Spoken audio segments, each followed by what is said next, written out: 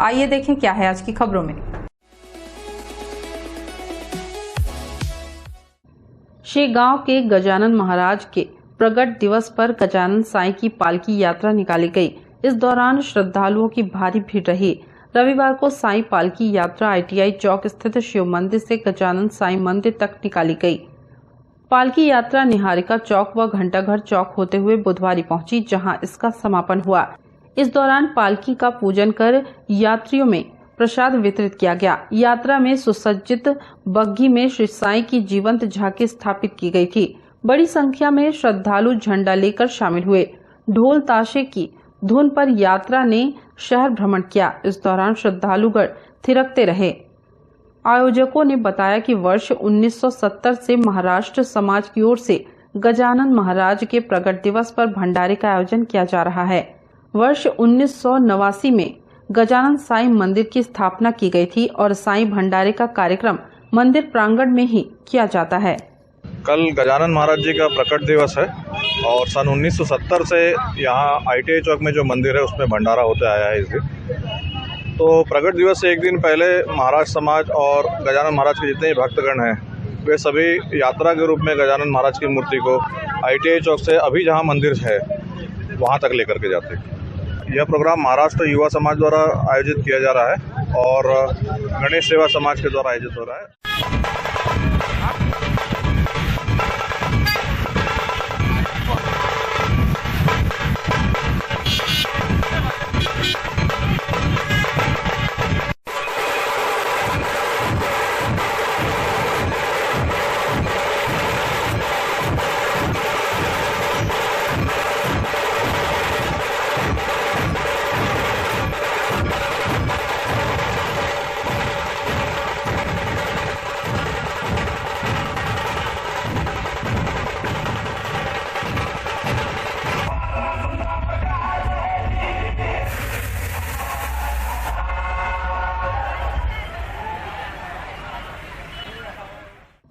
नमस्ते कोरबा न्यूज के लिए अजय अग्रवाल के साथ संतोष अग्रवाल की रिपोर्ट।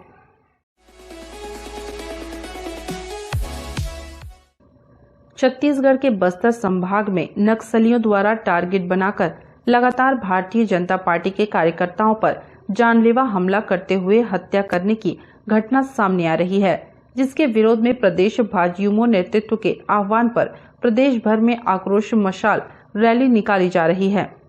इसी कड़ी में भारतीय जनता युवा मोर्चा कोरबा के कार्यकर्ताओं ने भी पुराना बस स्टैंड से कोतवाली तक मशाल रैली निकालकर आक्रोश व्यक्त किया। साथ ही नक्सलियों पर शिकंजा कसने में नाकाम प्रदेश सरकार के खिलाफ भी आक्रोश व्यक्त किया। मशाल यात्रा के पश्चात उपस्थित कार्यकर्ताओं ने सिटी कोतवाली के निरीक्षक को गृह मंत्री के नाम ज्ञापन सौंपा।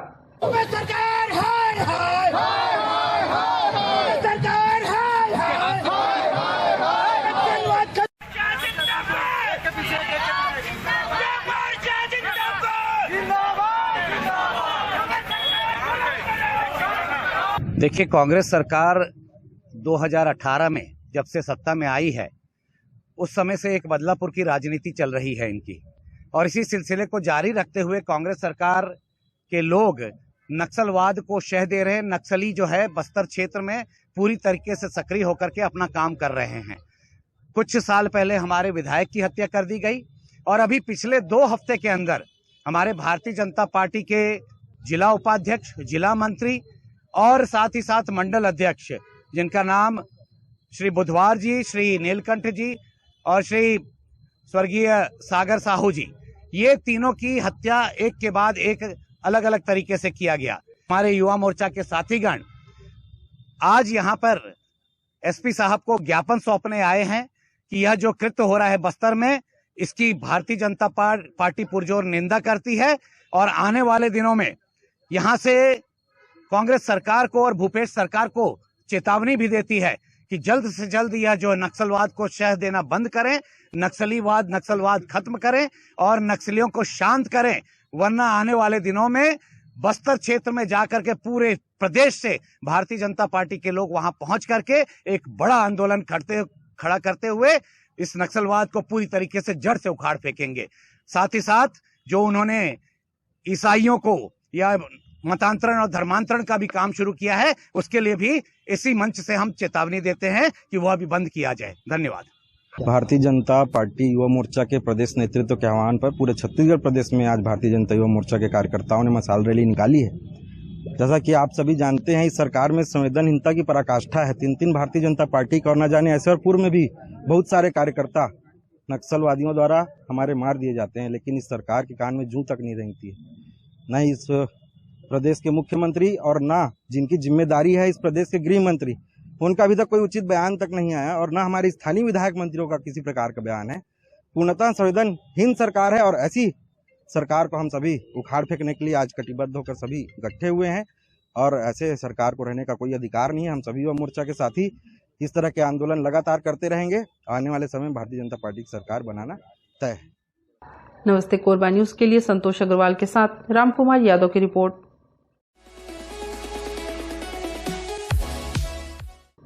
श्रीमद् भागवत कथा के सप्तम दिवस श्री धाम वृंदावन के प्रख्यात भागवत प्रवक्ता श्री हित ललित वल्लभ जी महाराज ने श्रोताओं को संबोधित करते हुए कहा कि रुक्मणी कृष्ण विवाह के पश्चात भगवान ने 16,108 विवाह और किए, जिसमें रुक्मणी, सत्यभामा आदि 8 पटरानियां मुख्य थी। व्योमासुर राक्षस की कैद से 16,108 कन्याओं को मुक्त कराया।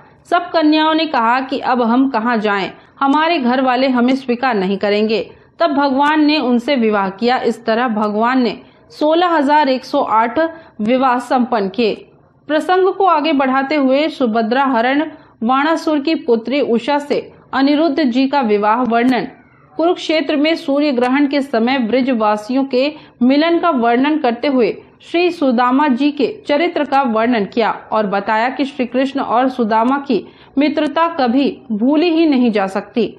महाराज जी ने आगे दत्तात्रेय के 24 गुरुओं का वर्णन करते हुए कलयुग में मनुष्य कैसा आचार व्यवहार करेगा, जीव की अपने धर्म के प्रति निष्ठा होनी चाहिए। एक अध्याय में विषय अनुक्रमणिका के माध्यम से संपूर्ण श्रीमद् भागवत श्रवण कराए और हरि नाम संकीर्तन के साथ कथा को विश्राम दिया। कथा विश्राम के समय श्री राधा कृष्ण की झांकी सजाई गई और फूलों की होली हुई। फूलों की होली में भक्त नृत्य करने लगे।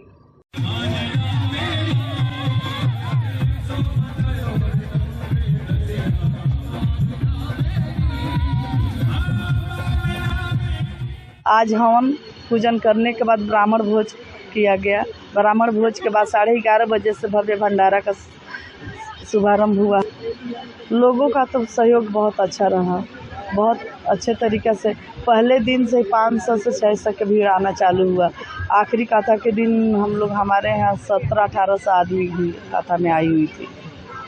मैं अपना समिति वाले से यही बोलूँगी कि हमसे जहाँ भी गलती हो उसको बताओ, हम बिल्कुल सुधारेंगे और आप सब लोग मिल के एक साथ काम करो।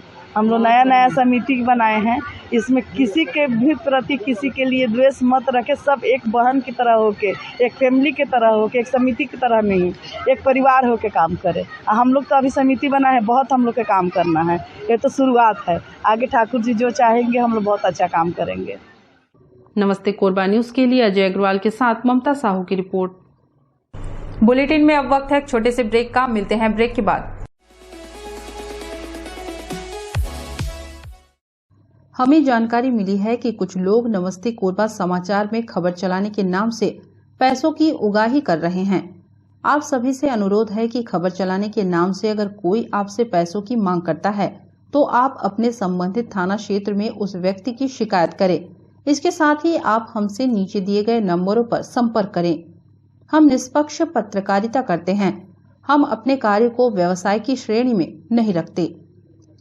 संपर्क करें 7000314479 9827107490।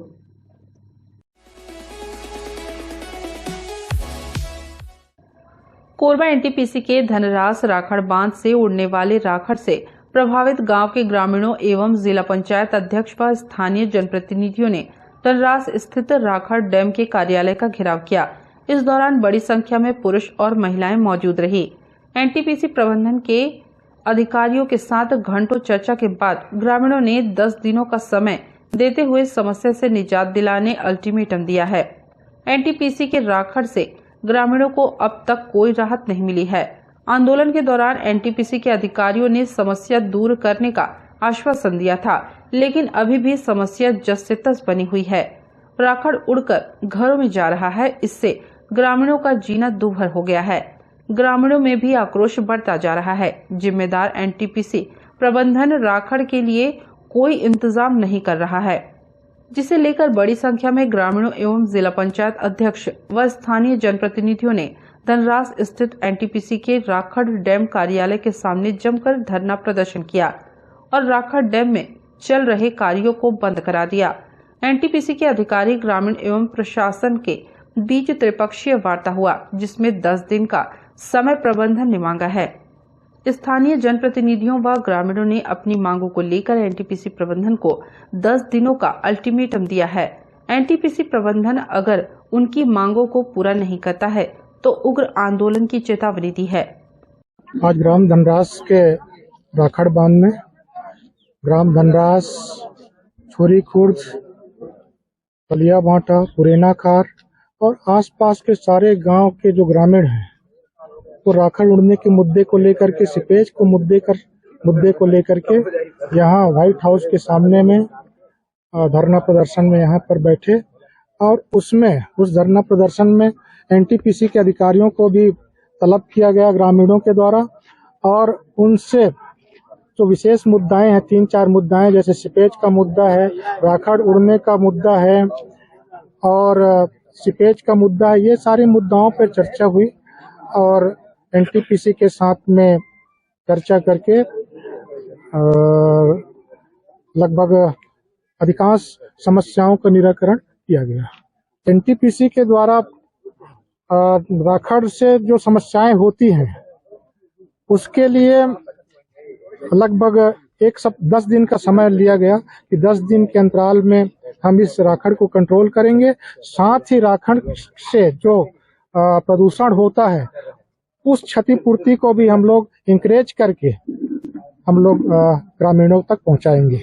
राखड़ बांध तो लगभग 18 साल पहले बन गया था, लेकिन जैसे जैसे इसकी ऊंचाई बढ़ती गई, लगभग 5-7 साल हो गया, ऊंचाई बढ़ने के बाद में ये राखड़ उड़ने की समस्या, सीपेज की समस्या बहुत अधिक हो गया। वर्तमान में तो इस साल प्रतिदिन उड़ता है, जिससे खाना पीना खाने में, स्कूल जाने में बहुत ही परेशानी होती है गांव के लोगों को। सीपेज की पानी से क्या है, वो फ्लोराइड युक्त पानी है, रसायन युक्त पानी है। वो सीपेज का पानी गांव के तालाब में जाता है, कुओं में जाता है, हैंडपंप में जाता है और पीने के पानी को प्रदूषित करता है, नहाने के निस्तार के पानी को प्रदूषित करता है, जिससे छोटे छोटे बच्चों के दांत, हड्डियां ये प्रभावित होती हैं, पीले पड़ जाते हैं। हाँ, राखड़ उड़ने से तो हर दिन राखड़ उड़ता है, अधिकांश लोग दमा के मरीज हो रहे हैं इससे। एनटीपीसी द्वारा हर गुरुवार को एक एम्बुलेंस भेजा जाता है, लेकिन उसमें पर्याप्त सुविधाएं नहीं होती है। उसमें रोजमर्रा की दवाइयां जैसे पैरासीटामॉल की गोली है और सिर दर्द की गोली है, यही रहती है, खांसी वासी विटामिन की सिरप, बस इतनी रहती है। उसमें कोई विशेष सुविधाएं नहीं होती है। इसमें प्रमुख मांग ये है कि जो राखड़ से जो होता है, जो ग्रामीण को हर दृष्टि से जो है प्रभावित कर रहा है उनके जीवन को। मेन मुद्दा जो है राखड़ के प्रबंधन को इस तरह किया जाए कि बुरे ना कर, और अभी प्रबंधन की तरफ से अधिकारियों को बुला के ग्रामीण के बीच में समन्वय स्थापित करके ये प्रयास किया जा रहा है कि ये जो मेन जो मुख्य जो समस्या उसका निराकरण किया जाए और इसके अतिरिक्त जो अन्य और जो मांग है उसको हल किया जाए। अभी पता ये चला है कि पूर्व में स्टेप का आवेदन दिया गया था, तो उसका तो उनको पता कर दिया गया, लेकिन जो अभी जो आने वाले स्कूल में जो मांगा जा रहा है उसका प्रयास ये किया जा रहा है कि जो किसानों को सर्वे करके सूची दिया जाता है, समय पर हमको दिया जाए ताकि कृषि को इसका निराकरण किया जा सके। वो फिर सख्त उसमें अपनाया जाए कि इस तरह के आए दिन जो होता है घटनाएं से आसपास का माहौल भी बिगड़ता है। प्रयास यह रहेगा कि समय रहते निराकरण किया जाए।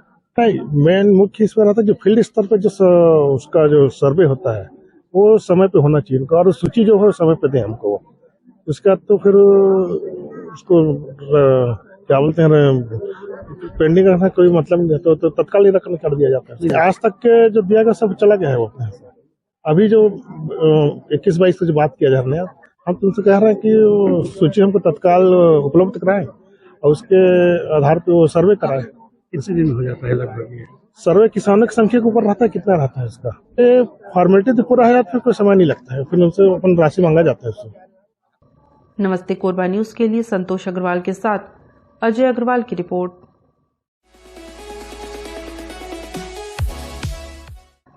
जिला कांग्रेस कमेटी एवं ब्लॉक कांग्रेस कमेटी कोरबा के पदाधिकारियों ने वार्ड क्रमांक 17 एवं 18 के मानसनगर, इंदिरा चौक, पथर्रीपारा बस्ती में भ्रमण करते हुए हाथ से हाथ जोड़ो अभियान चलाया।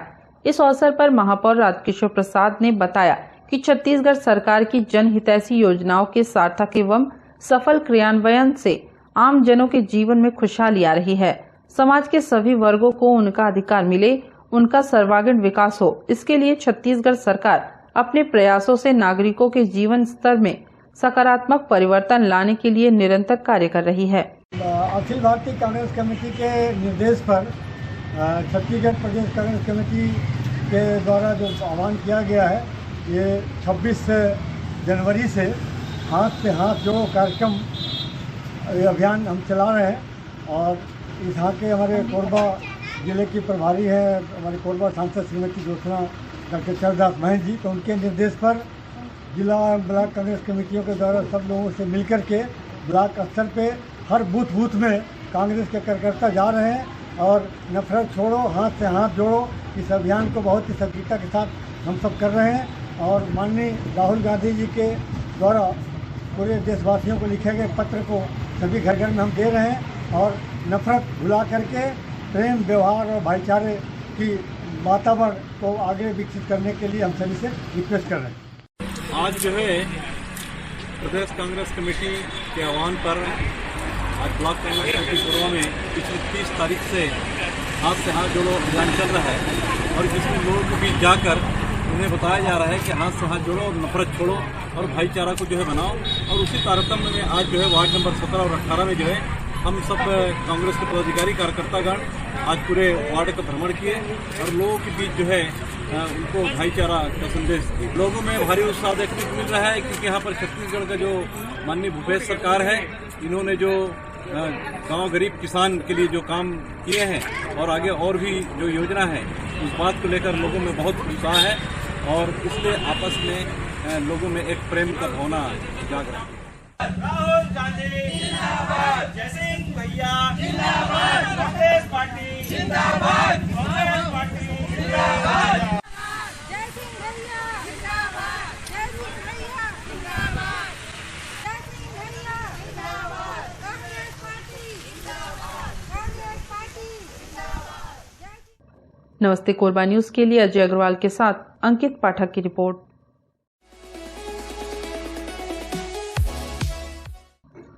कोरबा के नकटीखार निवासी देवेंद्र राठौर ने मौत से पहले अपनी मां को फोन कर बोला, मां आई लव यू, अब मैं जीना नहीं चाहता, मैं जा रहा हूं, सॉरी माफ करना।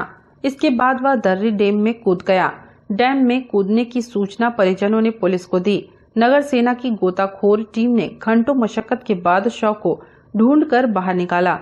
दर्री पुलिस जांच कर रही है कि आखिर युवक ने कब, क्यों और किन परिस्थितियों में मौत को गले लगाया है।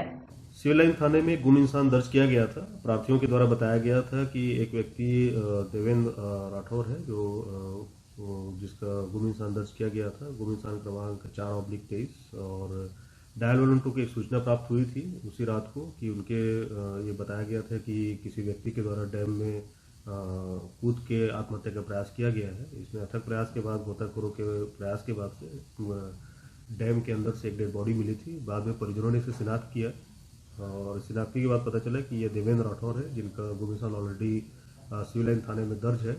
इसमें मर्ग दर्री थाने में जांच की जा रही है, तब आगे की विशेष में जारी है। नमस्ते कोरबा न्यूज के लिए अजय अग्रवाल के साथ रामकुमार यादव की रिपोर्ट। इस बुलेटिन में बस इतना ही। न्यूज अपडेट के लिए जुड़े रहें हमारे YouTube channel, Facebook, Telegram, Instagram, Twitter को सब्सक्राइब, लाइक, कमेंट करना ना भूलें। नमस्कार।